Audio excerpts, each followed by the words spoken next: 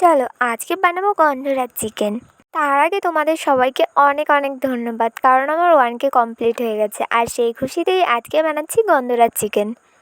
প্রথমে চিকেনটাকে ম্যারিনেট করে নিতে হবে। তার জন্য এখানে আমি কিছু শুকনো মশলা দিয়েছি, পেঁয়াজ রসুন আদা বাটা দিয়েছি, আর দিয়েছি কাঁচা লঙ্কা বাটা আর একটু গন্ধরাজ লেবুর রস। তারপর কড়াইতে সর্ষের তেল দিয়ে জিরে আর তেজপাতা ফোড়ন দিয়েছি, আর সাথে দিয়েছি 2 টুকরো লবঙ্গ আর একটু দারচিনি দিয়ে খুব ভালো মতো পেঁয়াজ দিয়ে ভেজে লাল লাল করে নেব।